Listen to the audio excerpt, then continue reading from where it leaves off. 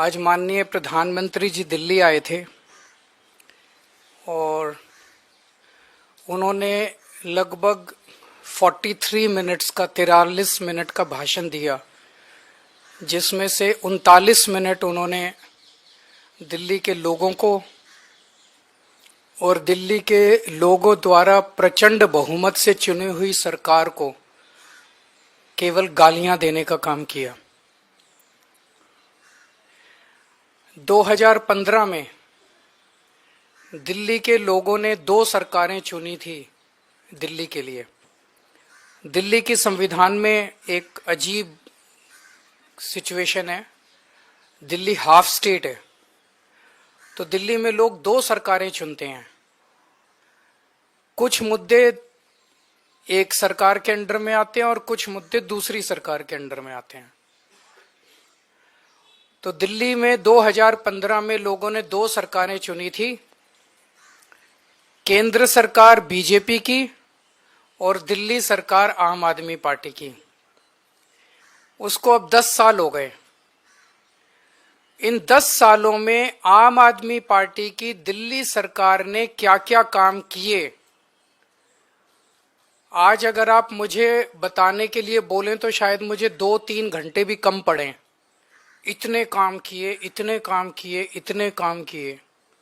शिक्षा में, स्वास्थ्य में, बिजली में, पानी में, सीवर में, सड़क, इतने काम किए हम लोगों ने कि मैं कई घंटों तक काम गिना सकता हूं। लेकिन जो दूसरी सरकार थी, जो दिल्ली के लोगों ने केंद्र सरकार चुनी थी बीजेपी की, उन्होंने 10 साल में एक भी ऐसा काम नहीं किया जो कि आज प्रधानमंत्री जी अपने 43 मिनट के भाषण में आप लोगों को गिना के गए होंगे। अगर उन्होंने 10 साल में काम किए होते तो शायद आज उन्हें दिल्ली के लोगों को इतनी गालियां देने की जरूरत ना पड़ती। वो अपने काम गिनाते, वो गालियां ना देते। जो व्यक्ति काम करता है वो गाली नहीं देता। जब कोई आदमी काम नहीं करता तो फिर उसे गालियां देनी पड़ती है। वो गालियों के बस पे चुनाव लड़ता है। 2020 में प्रधानमंत्री जी ने दिल्ली के लोगों से कई वादे किए थे। 2020 के विधानसभा चुनाव में भी आए थे। ये बीजेपी का संकल्प पत्र है। इसमें कई सारी बातें लिखी हुई है। इसमें प्रधानमंत्री जी कह के गए थे 2020 में, साफ साफ इसमें लिखा है 2022 तक दिल्ली में सब लोगों को पक्के मकान दे दिए जाएंगे। ये इस संकल्प पत्र में प्रधानमंत्री जी ने बोला, 2020 में बोला उन्होंने। 2022 तक दिल्ली में सब लोगों को पक्के मकान दे दिए जाएंगे। 2020 से लेके 2025 तक आज प्रधानमंत्री जी 1700 मकानों की चाबी दे के गए हैं। इसके पहले कालका जी में 3000 मकानों की चाबियां दी थी, तो मोटे मोटे तौर पे 4700 मकान बनाए हैं 5 साल में।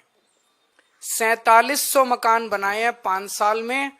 दिल्ली में 4 लाख झुग्गियां हैं, 15 लाख लोगों को मकान चाहिए। 4700 मकान इन्होंने 5 साल में बनाए हैं।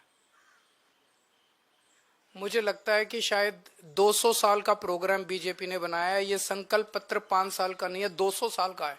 200 साल भी इस रेट पे अगर 5-5 साल में 1700 मकान बनेंगे, तो ये जो झुग्गी झुग्गी में जाके कह रहे हैं पक्के मकान देंगे, तो अगले 1700 मकान जो हैं वो 2030 के चुनाव के पहले बन के तैयार होंगे। और शायद वो देने की जरूरत भी ना पड़े, जिस तरह से ये झुग्गियां उजाड़ रहे हैं। पिछले 5 साल के अंदर इन लोगों ने झुग्गियां तोड़ तोड़ के 2,78,796 लोगों को बेघर कर दिया। प्रधानमंत्री जी वादा करके गए थे मैं तुमको पक्के मकान दूंगा, लेकिन धोखा दिया, पीठ में छुरा घोंपा। लोगों के बच्चों को सड़क पे लाके कितने सारे ऐसे इनके नेता जाते हैं झुग्गियों में सोते हैं और 2 महीने के बाद उन्हीं झुग्गी वालों को उनकी झुग्गियां तोड़ के उनके बच्चों को सड़क के ऊपर भरी ठंड के अंदर सड़क के ऊपर सोने को मजबूर कर देते हैं।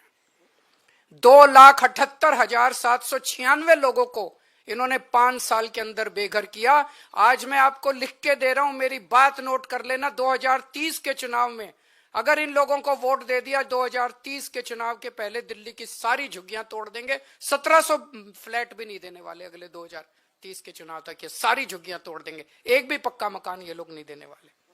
ये लोग गरीबों के दुश्मन हैं ये लोग। और जो 3000 कालकाजी में मकान दिए हैं इन्होंने, एक बारी जाके देख लो, नरक से भी बदतर है वो। लोग कह रहे हैं इससे तो झुग्गी अच्छी थी, पक्के मकान क्या दिया। नरक से भी बदतर दशा है वहां पे लोगों की। न सीवर है, न पीने का पानी है, कुछ भी नहीं है वहां पे। पूरी बुरी हालत है वहां पे लोगों की जो कालकाजी के अंदर रह रहे हैं। आज प्रधानमंत्री जी 10 साल के बाद आके 3 कॉलेजेस का शिलान्यास करके गए। कॉलेज शुरू नहीं हुए अभी, आज भूमि पूजन हुआ है, आज शिला रखी गई है, शिलान्यास हुआ है, नींव रखी गई है उन कॉलेजों की। मैं प्रधानमंत्री जी को कहना चाहता हूं, प्रधानमंत्री जी 10 साल लग गए आपको 3 कॉलेजों की शिला रखने में। इन 10 सालों में जब तक आप शिला रख रहे थे, इन 10 सालों में मैंने 22,000 क्लासरूम बना दिए, 3 नई यूनिवर्सिटी बना दी, 11 नए वोकेशनल कॉलेज बना दिए और 6 यूनिवर्सिटी कैंपस बना दिए। जितना टाइम आपको 3 शिलान्यास रखने में लगा, उतने टाइम में हम लोगों ने 22,000 क्लासरूम बना दिए, 3 नई यूनिवर्सिटी बना दी, 6 नए यूनिवर्सिटी कैंपस बना दिए और 11 नए वोकेशनल कॉलेजेस बना दिए। हमारी काम करने वाली सरकार है, हमारी शिलान्यास रखने वाली सरकार नहीं है जो चुनाव के पहले आती है और शिलान्यास रख के चली जाती है। मैं प्रधानमंत्री जी को कहना चाहता हूं, आप तो इतने ताकतवर आदमी हैं, आपके पास अथाह पैसा है, भारत सरकार के पास अथाह पैसा है, आपके पास इतनी पावर है, अथाह पावर है।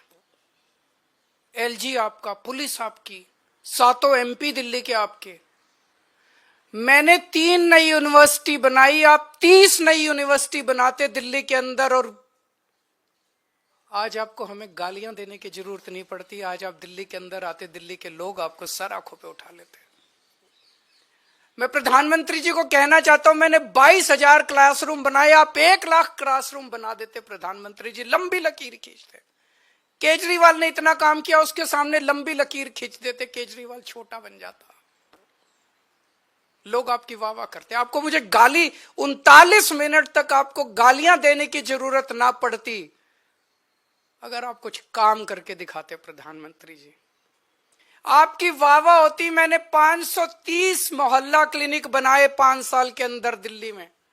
आप 5,000 मोहल्ला क्लिनिक बना देते प्रधानमंत्री जी, आपकी वाह वाह होती दिल्ली के अंदर। केजरीवाल को, आम आदमी पार्टी को, झाड़ू को कोई पूछता ही नहीं। आपको मुझे गाली देने की जरूरत नहीं पड़ती। अगर आप, मैंने 5 नए अस्पताल बनाए पिछले कुछ सालों में, आप 50 नए अस्पताल बनाते दिल्ली के अंदर, प्रधानमंत्री जी आपकी वाह वाह होती। लोग कहते भाई प्रधानमंत्री ने बड़ा। आपको आज 39 मिनट तक केजरीवाल को और मोहल्ला आम आदमी पार्टी को और दिल्ली के लोगों को गालियां देने की जरूरत नहीं पड़ती। पिछली बार याद करो, इसमें भी लिखा हुआ है, इनके संकल्प पत्र में लिखा है, 40 पूर्वांचली समाज के साथ सबसे बड़ा धोखा किया है भारतीय जनता पार्टी ने। सबसे बड़ा धोखा पूर्वांचली समाज के साथ किया।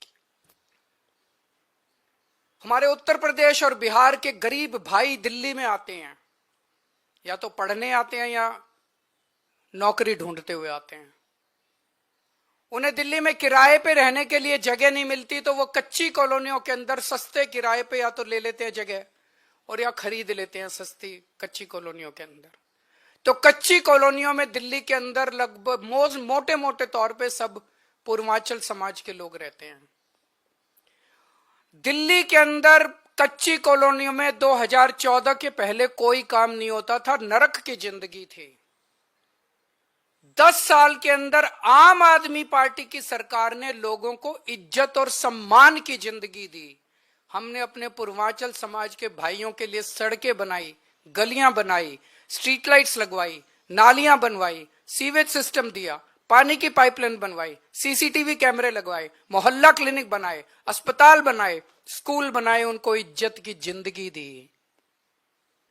2020 में मेरे को याद है, शायद 5 दिसंबर का दिन था, जब हरदीप पुरी जी और ये आए थे और दिल्ली के लोगों को, पूर्वांचल समाज के लोगों को 2019 या 2019 के पहले वो प्रॉमिस करके गए थे 40 लाख दिल्ली की कच्ची कॉलोनियों के लोगों को हम मालिकाना हक देंगे, उनकी रजिस्ट्री कराएंगे।